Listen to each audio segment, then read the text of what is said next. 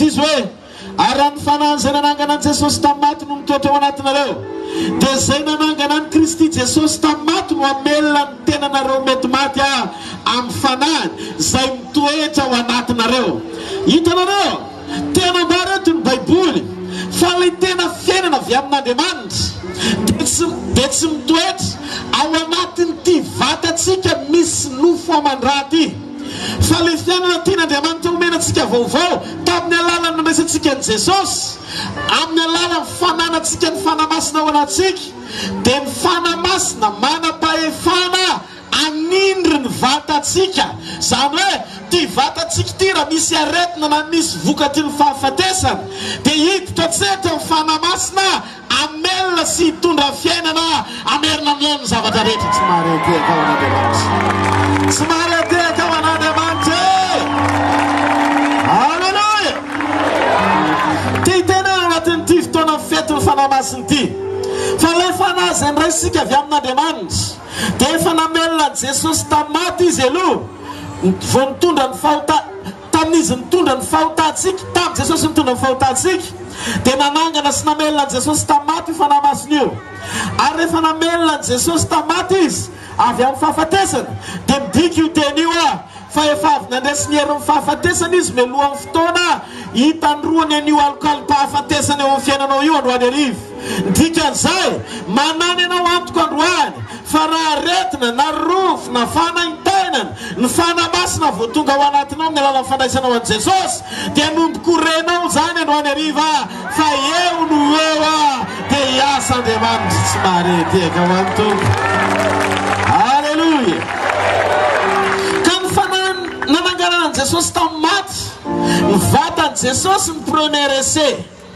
Rehefa natsangany tamin'ny maty Jesosy tamin'izy maty dia nivoaka tamin'iny tao ny tenany avokoa reo karazam-pahamarinana rehetra ahafahan'izay rehetra mandray an' Jesosy zay natsangany fanamasina voalohany tamin'ny maty. Zany hoe natsangany fanamasina mivantana fa tsy nisy olona ny raha na hanangana azy. Hatramin'izay talohan'i Jesosy Kristy be dia be ireo olona efa natsangan'Andriamanitra tamaty fa naniraka mpaminany izy hanangana azy. Fa tsy ohatr'izany ilay rolona sady ngeza be zay otoriketo androany ariva ny anarany Jesosy ny anarany izy rery no nitsangana rery tao am-pasana tamin'ny alalan'ny herin'ny fanahiny. Ataontsika ity tanana mafy be ho an'i Jesosy. Zay mahatonga ny fanamasina mamaly antsika izy androany arivo amin'ny anaran'i Jesosy. Rehefa nandray an' Jesosy ianao ka ao anatinao le fanahy zay nanangana an' Jesosy tamaty dia sady mahavita mamonjy anao izy mahavita manangana anao izy. Ka niza tonga eto androany arivo na misy parti maty eo vatanao na misy zavatra efa tena maty tanteraka mihitsy any amitaovanao any anaty any ninona aretina sy karazan'olona rehetra androany amin'ny alalan'ny herin'ny fanamasina ao anatin'ity festival tena andrivo hiditra tsetra hitsara zany ny fahamarinan'Andriamanitra ary no ny fahamarinan'Andriamanitra zay miasa androany ariva velona anao miaraka tsy mare orakoraka tena mpinoana ao an'Andriamanitra. Halleluja. Ny fanamasina rehefa mahita fa marina tao amin'ny Jesosy rehefa marina nahita fa marina tao amin'ny fanahy Jesosy dia nanangana ny tenan'izay efa maty ho amin'ny fahavelomana indray ny fanamasina. Arak'izany dia tsy tokony adika vilana io teny io fa mahavoafetanteraka zay tian'Andriamanitra lazaina amin'izay fanambarana ho zaraina androany arivo. Manam-pahefana feny eo amin'ny vatanao mety maty ny fanamasina amelona dikan'izay anome fiainana amin'ny alalan'ny fanamasina ozy izy ny teny eto tsy lay andrasana avy any an-danitra mba hidina ozy izy eto fa lay nitoetra ao anatinao tamin'ny fandraisanao an' Jesosy. Ndika io fa amin'ny fotoana andraisanao an' Jesosy ka ao anatinao fanamasina dia afaka active zao dia zao le proof anafan'Andriamanitra anao. Tonga tsara ny tanany zay mandeha orakoraka mafy ao amin'ny fanamasina ka mino ianao tsy hoe rehefa any an-danitra ianao voiasa ny fanamasina. Non. Ny fanamasina matony irany atao ambony tany izy amin'izao ny farany zao. Izy zavatra tsy maintsy ho ataony ary tsy mody izy raha tsy vitsy zay. Voalohany, tonga eto tany izy ampanandrana anao sahady ny hery ny fiainanao avy. Faharoa, miantoka izy ny fataterany tenin'Andriamanitra eo amin'ny fiainanao ary manotona anao izy mandra-pahitanao an' Jesosy hitsenanao eny amin'ny rahalanitra. Ataontsika ity an-tanina mafeo ny fanamasina. Halleluja.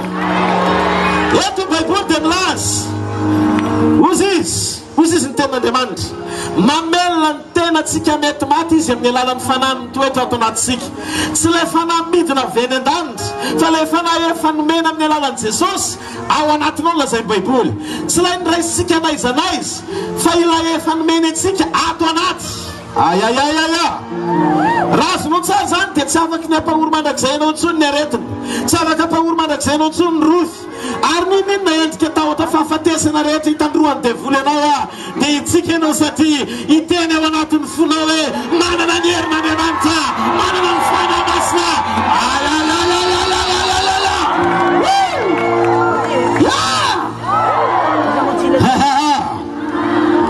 Za te tena androany ny herim-panastanana mihitsy mitonga amin'ny toetra ao anatinao. Avero, le tomponatoko amin'ny herim-panastanana mihitsy no nomen'Andriamanitra anao. Ary ambonimbony kokoa noho izay, le herim-pananganana mihitsy no mitoetra ao anatinao. Ary mbola mihoatra noho izay, le herim-pamoronana tamin'ny andron'ny Genesisy no mitoetra ao anatinao.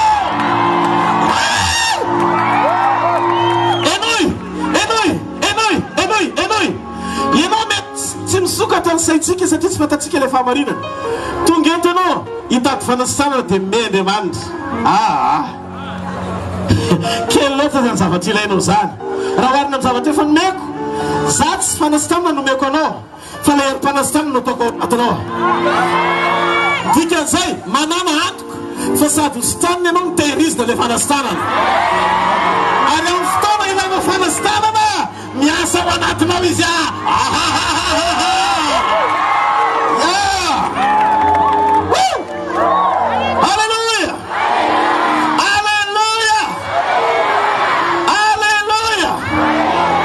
Mafafatsika ve fa ny aretina dia lalana mitondra ho any amin'ny fahafatesana. Matoma manafika ny aretina dia tsy ny aretina loatra ny tehiseo fa raha fahafatesana mihitsy ny manomboka mandondona amin'ny alalan'ny fanahintenina sy rofy ary fampahoriana. Fa zao no lazain'Andriamanitra, tsy aza matahotra ianao fa ilay herim-pananganana izay nanangana an' Jesosy Kristy tompo tamin'ny maty no mitoetra ao anatinao amin'ny alalan'ny fanahiny. Noho izany tsy misy antony tokony hampatahotra anao. Tenenina eo akaikinao, kalma mama, kalma papa.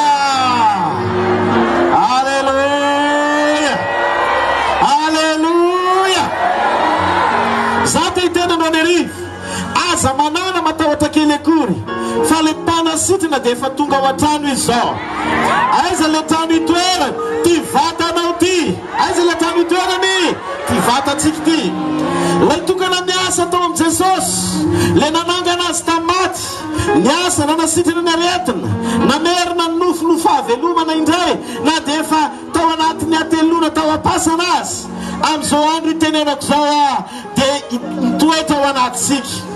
Efa nanao antsika ho trano fitoerana ankehitriny izy, ary ty tenatsika ty le voalaza fa tempolo ny fanamasina. Ino ary zany no tokony mbola ampatahorantsika indray? Tokony efa tapitra amin'izay ny fotoana ny tahotra, satria ilay mpanangana sy mpamorona ary mpanasitrana dia mitoetra ao anatsika. Zao ilay trano adresy amatarana sy ahitana azy. Tsy izy olona mahita fanamasina satria fanahy tsy hita maso, fa amin'ny alalany antsika ny fanamasina ao anatin'ny olona satria vatana trano fanahy itoerina ianao dia azo jerena hoe wow, zany ka ny fanamasina rehefa mihetsika. Androany arivo hetsika amin'ny alalan'ny teniny Andriamanitra ary anaprofo ara-pamantarana ny fanamasina. Amin'ny alalan'ny finoana sy ny fanaisanao an' Jesosy dia hita soritra rehefa vita ty fivoriana ity fa teny mandray an' Jesosy ianao ary manana ny fanahy. Zay vavolombelona zay tangy eto Antananarivo satria tsy tahaka ny idirana hoe ny voanao ny vavahady io. Misy olona afaky niny ve fa hovangina Andriamanitra Antananarivo e? Atsangana tana zay olona zay dia afa mafy. Alleluja, alleluja. alina mandritra ny tena ity dia tokony vita hatreo ny korotana sy tebiteby. Tokony sisy tsy mitavatra manelingelina ny fifatoanao. Tokony esotra lavitra raha fanahina. Efa atao trano zao le manam-pahefana hanovanao. Avereny zao mahery amin'ny alalan'le papahery zay mitoetra ato anatiko. Atao zao tananao seta fanahy masinao. Halleluja. Aza misaina sy miavitra fa normal ny aretina sy ny rofo. Aza misaina sy miavitra fa normal ny fanantenana sy fampahoriana. Aza manao hoe zany koa ve dia ho marina fa na dia sotrava mafaty aza ontsika dia tsy hampaninina antsika zany. Mety misy fantanina mipetraka ohatr'izany. Rehefa mitenitsika hoe Jesosy niteny an'izao fa mantarina manaraka an'izay mino amoaka dia amin'ny anarako izy hiteny amin'ny fiteny izay tsy mbola hainy izy andray mena rano izy na dia tsy sotrava mafaty izy dia tsy hampaninina zany dia misy olona tsy mino me. Zany koa ve dia marina na sotrava mafaty aza izy dia tsy hampaninina zany. Teny me ohatra androany arivo za aloha tehiteny aza manandrana sidra tonga dia sotroinao ny asidra nefa ianao tsy manam-pinoana na fahatokinan'Andriamanitra fa raha maty ianao dia namono tena ny dikany. Fa zao izy nasendra tafiditra ao anatin'ny vatanao azy mipozona dia tsy manan-kery amin'ny rahanao satria efa niala tao amin'le raha le fiainana fa ao amin'ny fanahy. Ziko sabra seto legesia zanto hekebea raziko saketaba zipatokoria lezekedeze zentrasio kabela saprazotokovea likasekataria rosea.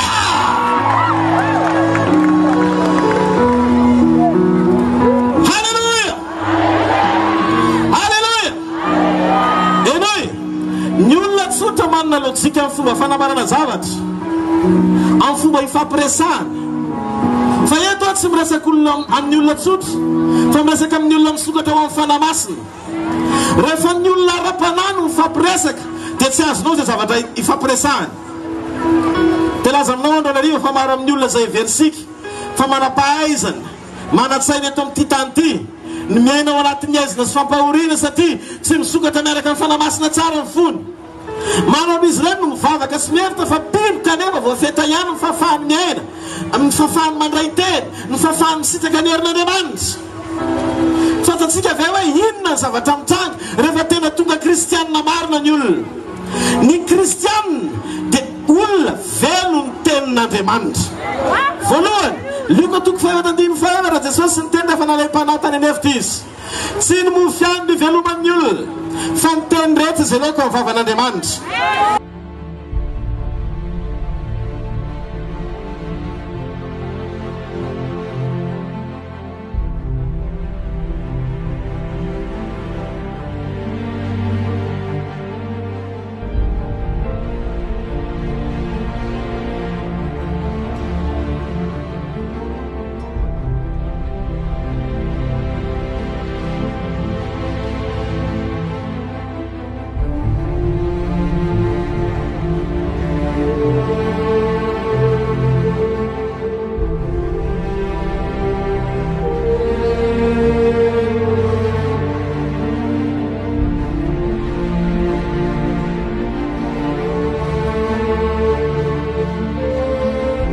Matanjaka ny malemy